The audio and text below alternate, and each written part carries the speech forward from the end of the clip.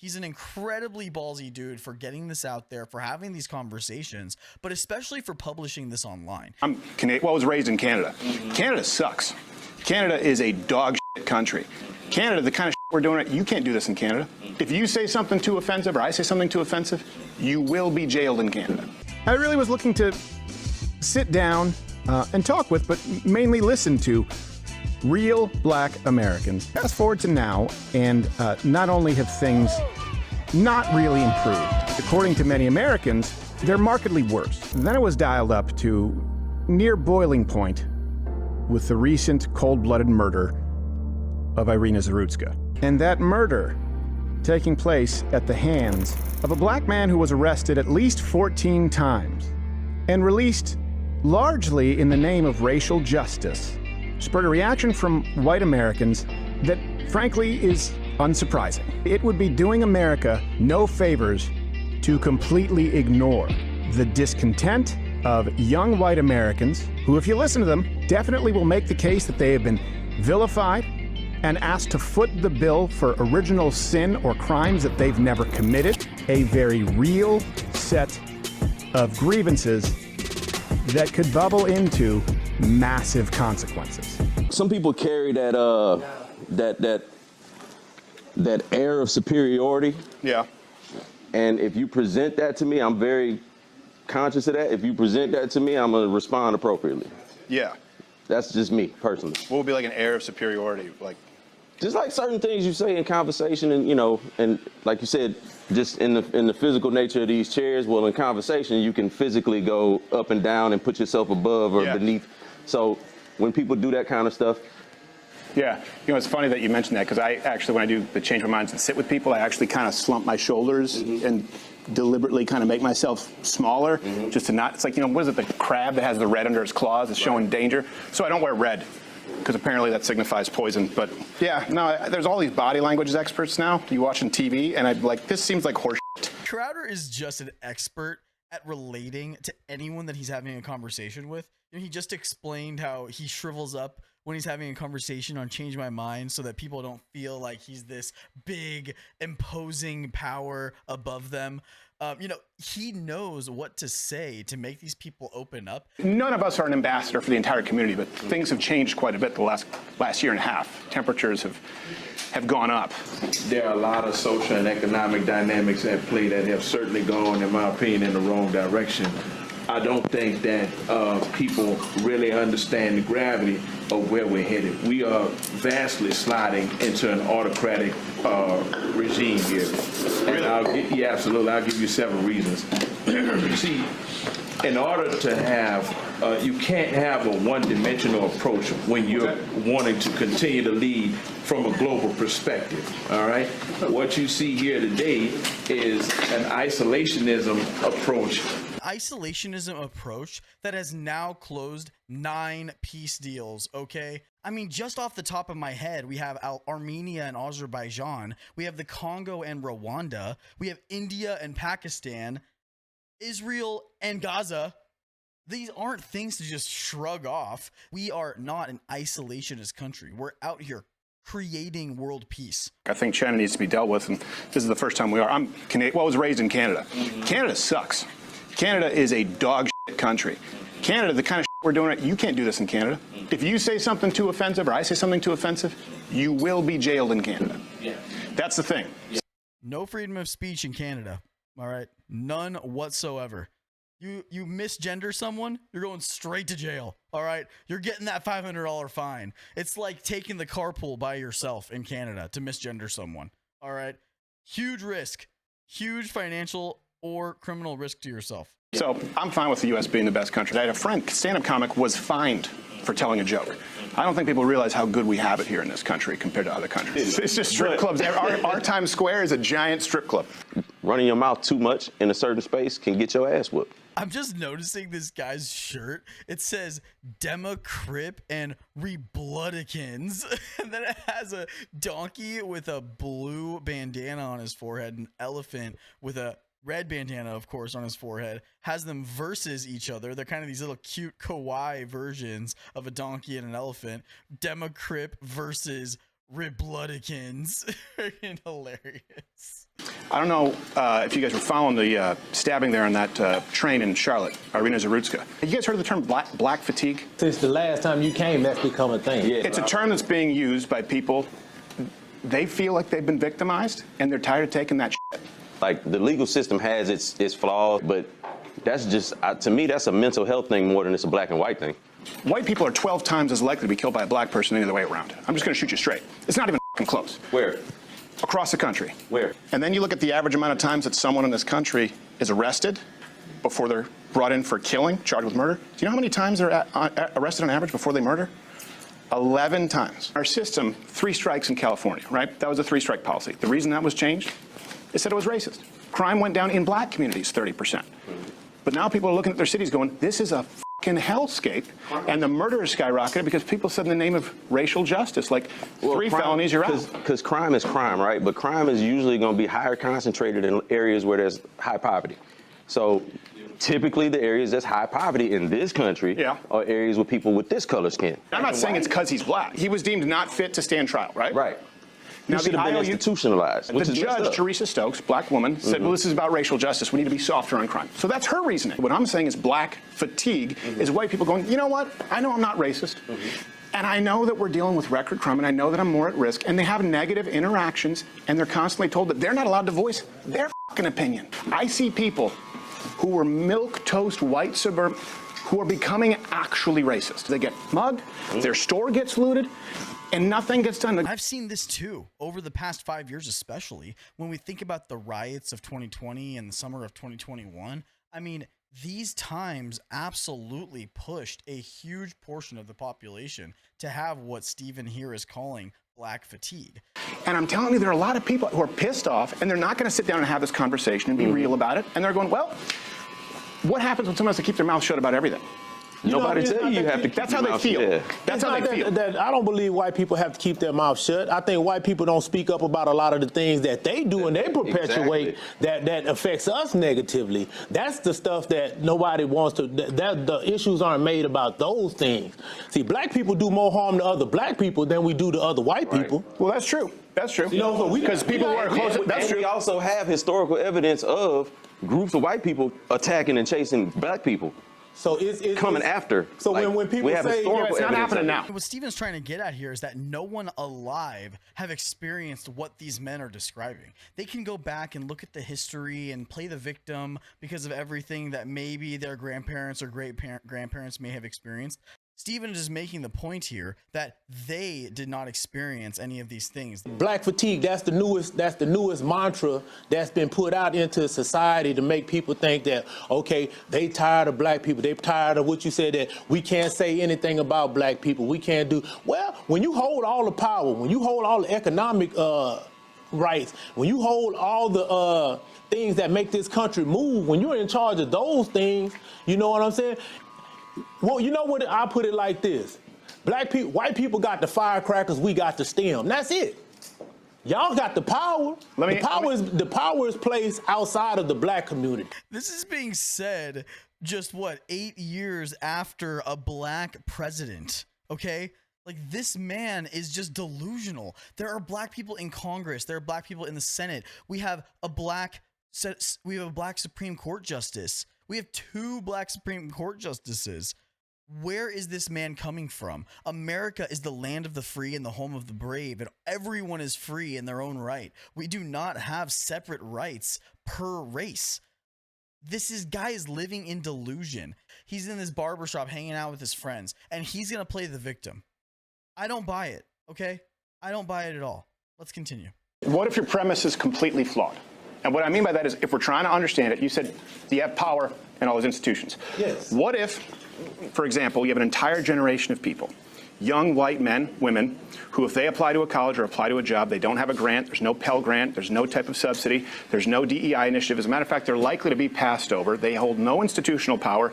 And when you say black people haven't done anything, when you think of this white person, a young white person, because I'm seeing some people become radicalized, and it can become a problem. Yeah. And then they see billions of dollars and riots and damages all summer long, and then they go, why is this happening? Black Lives Matter, right? So they're going to make that connection. Now, they have no institutional power, but if they go into a neighborhood that's largely black, they're going to get the shit kicked out of them. And this is exactly why we see so many people starting to use the term black fatigue online. It's not just an isolated incident. You have these people having seen movements like Black Lives Matter go destroy cities and get nothing but excuses and justifications made for them. I mean, you had people throwing Molotovs into cop cars during these riots, during these Black Lives Matter riots. Whether they were black or not, they were supporting the Black Lives Matter movement, which, of course, anyone is going to naturally associate with black people in America. He's explaining to these black men why young white Americans may feel this feeling, why this feeling may have boiled up in society, and why there was even a phrase necessary to describe it in the first place. It's kind of crazy to me that Steven released this video at all, to be honest. He is a ballsy dude. He's an incredibly ballsy dude for getting this out there, for having these conversations, but especially for publishing this online. Because when you have these personal relationships with these guys, especially since he's already been at this barbershop, he's had a conversation with them, they kind of know what the dude's up to and what Steven's relative beliefs are. Putting this online is a whole nother ballgame, because not only does the title say black fatigue is real, and I told them why, but he's also justifying more or less the black fatigue that the generation is feeling. And they're being blamed for something that supposedly their racist forefather did that they have nothing to do with. You think we're ever going to have unity? This is the problem. Unity, if let's say your dad's a or your grandfather's a and you walk up and you slap his teenager, you now have made that person hate you for life. And that's what I'm seeing with not even my generation. Younger people are going, I had nothing to do with this shit. They came up during the riots. They've come up under DEI, and they're seeing a 12-time murder rate, skyrocketing crime, and any proposals they make, not holding institutional power, shut down as racist. Now, listen, in the black community, I'll be the first to acknowledge, we do have intractable problems that are not going to be solved in one conversation. But what I'm going to say about that, as well as the reason why the black community becomes so infuriated, all right, is when you see gross negligence of justice or misjustice happening and nobody does anything. When this guy kneeled on this man's neck, or going back to George Floyd, look, if he had done something when he was subdued and on the ground, what was the real reason for kneeling on his neck except to inflict fatal harm? What was it? I can tell you exactly what it was, and I can tell you why you're not recognizing the problem. Because the opinion polls, and I'm not saying right or wrong, the opinion polls have changed on George Floyd since I last spoke with you. You know why? Why? All the body cam footage came out. You know what? You know why? Because he was there for 12, 15 minutes, asked to be put in the car. They put him in the car, asked for air conditioning, gave him air conditioning, asked to be taken out of the car. They took him out of the car. He wouldn't stop moving. People have watched it now and go, you know what? And I don't know if you've seen the video, the full body cam footage that Steven is talking about here, but George Floyd countless times was asked to be taken out of the car. They put him in, they took him out. They put him in, they took him out. He kept complaining that he couldn't breathe even when they weren't on top of him. The only way that they could restrain George Floyd was on the ground, because he would not stay in the car. He refused over and over again. So, you know, it's really hard to really think of Derek Chauvin as like a terrible human being for me at this point, considering the trial, considering the training that he went through. It was exactly what they showed, what you saw on tape, him do to George Floyd. He did everything he possibly could along with his partner until the moment that he got on the ground with George. So Steven's spot on here again, as usual. Let's go ahead and continue. It's not what I thought it was. You know how many times he was arrested before that? 9. He shouldn't have been. You know what would have saved him? 3-strike policy. He robbed a woman at gunpoint with a child in the house. And so white people look at it, young white people, right? Who, you have to understand, during COVID, this is a whole generation of people. White people did not have any fucking opportunities during COVID. They didn't get to go to the graduation, college, black, white, all of them, right? It's a generation that's pissed. Rightfully so, they got screwed. I think we can agree on that. They're going, I watched my city burn down for a guy who was arrested 9 times and committed violent crimes against women. Shouldn't be out in public. Let me say the CS. How many felonies does President Trump have on his record? Yeah, he was still allowed to occupy the most. No criminal felonies. What white America fails to talk about, and what never ceases to amaze me, is the fact that the biggest threat is not going to come from blacks. The biggest threat is coming from within. You look at the average person that's been committing some of the most heinous crimes over the days. It's 22 to 29-year-old white males, right? Look at how ready they were. It's just not true, man. Violent crime, you just said, like you said, a small percentage of the country, about 12 to 13%, 50% of the violent crime. But the murder, a 12 times likelihood. That's a skewed stat. If you just, so you don't listen to them? No, I said that particular stat is skewed. It's not skewed. These are from the FBI, DOJ. We look at Roland Fryer from Harvard, who conducted a black professor, really respectable guy, honorable man, conducted a study, and he came out and he said, yeah, all of my research says that black men are 0% more likely to be shot by police officers than whites. Black people got so mad at him, he reconducted the study, a black man from Harvard, and he came to the same conclusion, and now he's not black enough. And he goes, look, I was as surprised as you. I was trying to find how much worse it is. My data showed me it's not. He reconducted the study an entire time. Now, he did come to the conclusion that an officer is 18 times more likely to be shot than a black man by an officer. This is a black liberal who studies statistics. At what point do you listen to him? Once again, I don't believe him. That's skewed too. Institution, and if he comes out and says something of the sort, there's no telling the backlash that he may not get. Listen, there are token blacks in every society. I mean, all you have to do is look back throughout. And there we go, right? And Uncle Tom, this guy, come on. No, but here's my thing. Here's my thing, Steve. Right?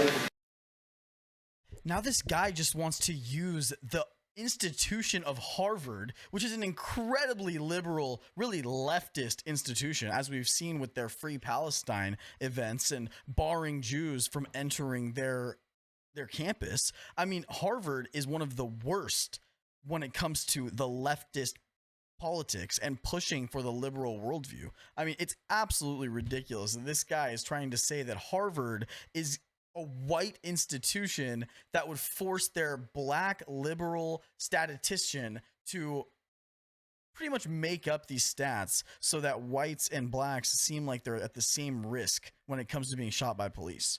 Absolutely crazy, man. You can't legislate the heart of a man and his intent, all right? And many times these officers do allow that badge to give them impunity to operate and exercise their racism. Let's be honest here, Steve. Some of them do. By the way, I just find it funny that when I came up and shook your hand, you didn't tell me you were blind this whole time. I was like, I must have woke you up. You could have said, dude, I'm blind. I was like, oh, my bad. I'm sorry. This whole thing. You just throw that out there like a cluster bomb. I'm like, say you should have waved his cane when you came in. I feel like an asshole in the middle of the room. That's what I told you when you said, does he sleep behind the glasses? I was like, no, he just can't see you. I honestly had no idea either until he said that. He's like Ray Charles up in here with these dark glasses. That is so funny, man. What's funny is he kind of even moves around like Ray Charles. He has that like little head bob, you know what I'm saying? Little head bob. I had no idea. No, man. I agree you can't legislate what's in a man's heart. Yeah. But you can't throw out everything. You can't go, that stat skewed. That black guy from Harvard who was always a liberal who did it twice is skewed. You can't throw it out. How often do you see black police killing unarmed white people? The stats show that when you're dealing with armed white people versus black armed people, white armed people are more likely to be shot by the cops than black. If black people really were the kind of threat and menace to white people as we're going to sit here and say that they are, never mind the stats, there's no way in the world that most of us would still be here, because guess what? You guys will find a way to deal with the problem if it is from a multiplicity of angles, all right? So, like I say, when I'm saying this right now, when it comes to stats, deal with it. Who controls that narrative, Steve? We did deal with it. You know what we dealt with it in liberals in blue cities? Cashless bail, catch and release. We did everything that was demanded. Defunded the police in certain neighborhoods. Guess what? No blacks have asked for defunding the police officers. Well, here's the deal. Now I will say it's mostly. That's what I'm saying. It's mostly black women. It's mostly black activist women. And they're not representative of black men. I get that. Just like the guy who killed the lady on the bus that you were talking about earlier, right? He doesn't represent black America and what he did. I mean, listen. Here's where he does. Just listen to me here. Here's where he does. Here's where he does to a lot of people. And this is what I'm just trying to, because last time I sat and listened, but I want you to hear something really important. Here's where he does. Young white, that person's parents, that person's relatives, look at it and go, wait a second. This guy was out 14 times, and the reason he was out 14 times was because a black female judge, in the name of restorative justice, who has received funding from NGOs, said, we're going to have cashless bail and catch and release and the IOU policy in the name of racial justice. So people are going, my daughter's dead because it would have been racist to keep this guy in jail. You need to understand that, right? You understand it, though, right? Because you just made those same judgments about people who existed 150 years ago. Yeah. This is someone's sister. Her flawed judgment does not represent the opinion of black people, number one. Okay, it represents a systemic correction. Well, let's talk about systemic correction. And you know what the problem really is? When you defund our opportunities to provide adequate psychiatric and institutionalization for those kind of people, that wouldn't have happened. Because let me tell you something, even as a black person, as a judge, if you come before me 11 times with all of the information that you provided me with, you know what, before I release you, you know what, I'm going to have you committed to an institution. I completely agree with Ray Charles here right now. The United States needs to reinvest massively in our psychiatric health facilities. You know, these, what they used to call insane asylums, are completely necessary right now. We see people who are just out of it on the streets, people who don't even understand what they're going through on a day-to-day basis, people who can barely take care of themselves, and people that are violent. We need to have these mental health facilities put back into place so that these violent criminals aren't just released by the criminal justice system as having mental health disorders and put back on the streets to do harm to the regular people like us. We can't allow systems that would allow the murderers of Irina Zarufska and Logan Frederico to continue. They're just terrible for us as a society. These cashless bail systems and lenient criminal justice systems throughout the country, they're going to end up with countless tragedies, as we've seen over and over again. Why do you think they're not committing him to an institution? Because there's no funding available. No, they were shut down in the name of restorative racial justice. And his family, that's why he wasn't institutionalized. And his family he should have been in prison too. His family pushed against it in certain eyes. Like, let me say this. Know what bothers me about white people, and this is kind of everything. No, not everything. Not everything. I work with a lot of white people, so I have nothing against them at all. Let me be honest with you. But the problem that the biggest problem that I have is that you constantly get bombarded with the excuses, all right? When you really come down to it, let's be honest, man, and let's be really truthful with one another.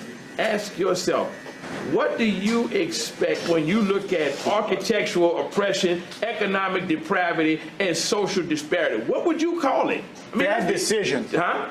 Bad decisions. Bad decisions. Yeah, I think right now in 2025, it's bad decisions. I think everyone can make better decisions. And you know what? I'll even go here with you. In all fairness, I think that's absolutely true. So my question for you is, how do we move past this? If we agree there is personal accountability and bad decisions, and I think we also all agree that feminist white are the worst demographic in the country, along with lesbians. There's a great book that says that they were her product. Finally, there's common ground here between Steven and these guys. One topic that they can find common ground on is who's causing the most trouble in the United States. Hilarious.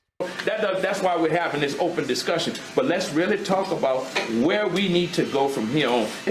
Over $3 trillion adjusted for inflation, right? The Department of Education, early 70s. Okay, before that, they were run by states. Over $3 trillion. What are math scores?